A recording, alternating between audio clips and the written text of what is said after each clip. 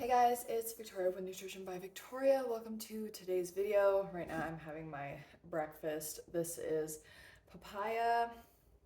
The papaya was ripe, but it was like crunchy, so I was like, oh, I'll throw it in the blender with some frozen bananas and sugar. Came out pretty good. In the wintertime, I generally stick to bananas, dates, apples, oranges, pears, grapes, for like fresh fruit. Well, I guess dates aren't technically fresh, but I like to buy fresh dates from date farms because they come into season in September and then they're good, until the farms run out. Basically, I order from 7hotdates.com.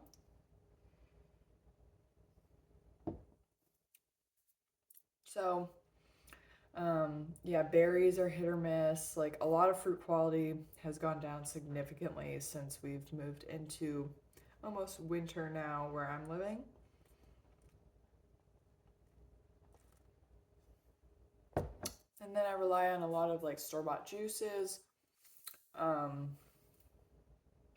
sugar, applesauce, raisins, Sour Patch Kids, rice, but it's all fruit, sugar, starch, right?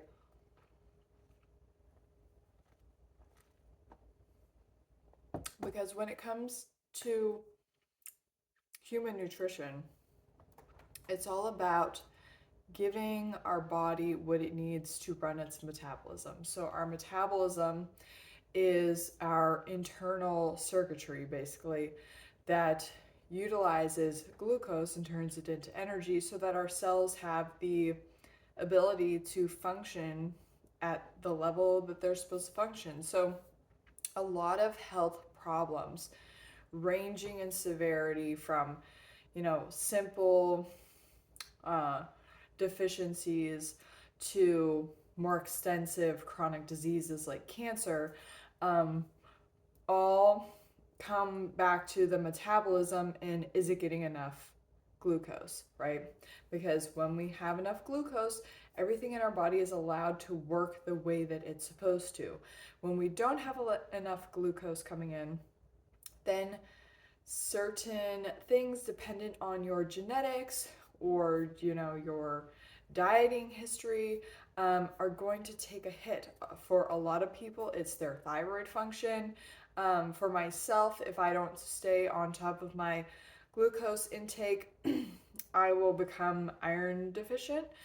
So in my pregnancy that I just had, towards the end of my pregnancy, and at time of delivery, I was iron deficient anemic. And leading up to that point, because I was in my third trimester, I had a lot of trouble eating enough food. And it showed up as iron deficiency. And I also had a weakened immune system due to that. So, and I'm a person who I pack it in. I've been eating a high carb diet for a long time. But because of the condition of being pregnant and not staying on top of my iron supplement prenatal like I should have, then I dealt with the consequences of that. So that's just me being real and giving an example of what happens to my body when I don't get in enough glucose. So for anybody, glucose is required to run our immune system. So if you're dealing with a lot of colds and things like that, especially if it's winter where you live and you're spending more time indoors and there's not a whole lot of sunlight, and your immune system, the functioning of it becomes a bit hindered due to that. Eating enough sugar, making sure that you're getting in enough carbohydrates every day, that helps to keep your immune system strong. And also supplementing with a vitamin D if you don't have sun exposure for, several months in a row.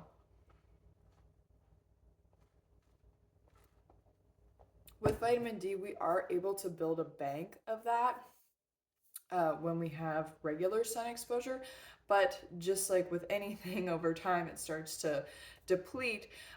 So when it comes to supplementing with vitamin D, I highly recommend first getting your level tested so you have a baseline, because you can take too much vitamin D for too long. And it's the same with iron. You want to get a base first, then supplement, and then retest in another 6 months or so. And that's something that can be discussed with your doctor, and that person can also order your test for you. Mm-hmm. But getting back to just talking about nutrition in general, there is this overall misunderstanding of how the human body works. And that's why I wrote my coaching program, because I recognize that there's a lot of reductionist thinking when it comes to nutrition, regardless of what, dietary belief system you follow. And so nutrition's kind of become like, I'll say like a religion in a way, because there's all different kinds of, you know, ideologies that have come out of it. So you have nutrition, then you have like the keto diet, the carnivore diet, the raw vegan diet, the whole food plant based diet, the high protein diet, the low fat diet, the whole foods diet. You have all of these sectors that have come from, nutrition, which we are all subject to. We have to eat in order to stay alive. But even within that context, you have intermittent fasting and juice fasting and all of these things. And I think it's easy for somebody to get caught up in them. I am somebody who did for a long time. And a lot of it comes down to the fact that people don't understand how the human body works. So again, I wrote my coaching program to give you a crash course in how the human metabolism works, and then how nutrition fuels that, right? And what we're supposed to eat, and how to design a plan for yourself, and etc. But so when we have all of these different faith systems coming out of nutrition, because people don't understand how to feed their body, because they don't understand how it works, then it becomes very dogmatic, and it really is like a reductionist thinking model too. And even a lot of the doctors that I recommend, like the plant-based doctors, Dr. Greger, Dr. McDougall, Dr. Barnard, they recommend a whole food plant-based diet, but they focus too much on the food. They focus too much on the micronutrients. You need to eat this purple potato because it has more antioxidants than this white potato, and white food is bad and sugar is bad, and really like no food is bad. When it comes to being in a starvation situation, right? So you're going to stay alive longer by eating than by not eating, right? So then we have those two concepts kind of delegated, right? And that is called being in the fed state metabolically, or being in the fasted state metabolically. So our metabolic machinery shifts depending on, whether fuel is coming in or it's not. And then what kind of fuel is coming in is going to dictate a lot of what our internal physiology is doing. So when we understand what to first to eat, and then secondly what to eat, in order to fuel our metabolism correctly, so that all of our cells have the energy that they need to function properly, so that we don't end up with XYZ chronic disease or deficiency, then we can start moving in the direction of real health, right? Because even though you think you may be eating healthy foods, maybe you're not eating enough of them. Maybe there's too much fat in your diet. Maybe there's not enough carbohydrate in your diet. Maybe there's not enough protein in your diet because you're not eating enough calories. So when you understand how the metabolism works, and then how to eat to fuel your metabolism, then your questions will be answered in regards to how to make yourself healthier. So I spent a lot of time learning this information. A lot of it I learned in my master's degree program. And even then, like, if you go to any doctor, they're not going to tell you how your metabolism works and how to eat to fuel it. And even a lot of people who think they know how the metabolism works and they give you a diet plan, they still don't understand it because they don't understand the basic physiology concepts like Glucose Goddess. I just came across her Instagram, and wow, is that an SH show? um, Neil Barnard, Glucose Goddess wrote books to try to help you manage your blood glucose levels because she said insulin resistance is a main causative factor for all kinds of chronic diseases, and she is correct. But the protocol that she suggests makes people insulin resistant, and I'll tell you how. One, there are two ways you become insulin resistant. One, by not eating enough carbohydrate and eating too much fat and protein in your diet.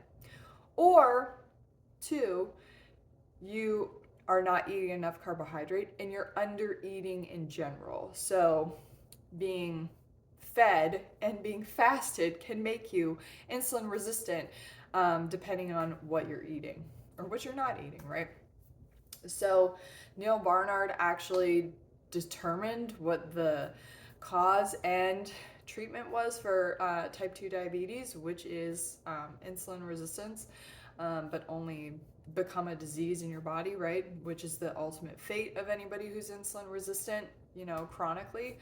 And he did clinical research to determine this and then wrote books, and still people must not have access to the information, or the system at play that we're dealing with is just making sure people don't get his books, because there is definitely a business agenda at play that has allowed Glucose Goddess's following to be 1.3 million on Instagram, giving people bad information. So anyways, just to wrap up this video before it gets too long, if you want to escape the diet dogma, if you want to get out of reductionist thinking, because ultimately it leads to orthorexia, which is a fixation on eating really healthy foods, but it's identified as kind of an eating disorder because you have a fixation with eating healthy foods and you don't understand how to fuel your body as a whole for it to be healthy. So just eating healthy foods does not make you healthy. You have to be eating enough fuel every single day, which is glucose. It's our primary energy substrate that has to get shuttled through our metabolic cellular machinery in order to generate energy. That is the primary goal of eating every single day, is to provide your body with the energy that it needs in order to be alive, basically. So when we don't give our body enough glucose every day through eating sufficient amounts of carbohydrates coming predominantly from fruits, starches, and sugars, we are going to suffer in our life quality and eventually in our health.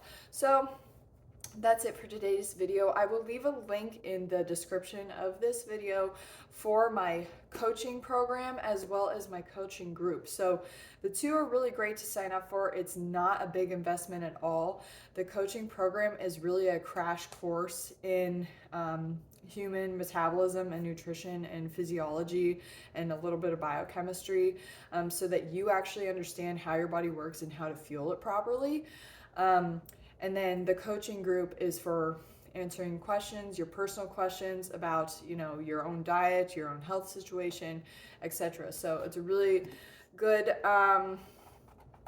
way of getting on top of your health and then getting those results you desire. I mean, I just had a baby 3 months ago and my body is back to being lean, functioning really well, getting fitter, just like mentally being on point. I'm able to deal with stress. I'm able to maximize my sleep when I get it. And I wouldn't be able to do this without eating the way that I'm supposed to, and supporting the functioning of my body. Okay, leave any comments or questions down below. I'll see you guys next time. Bye.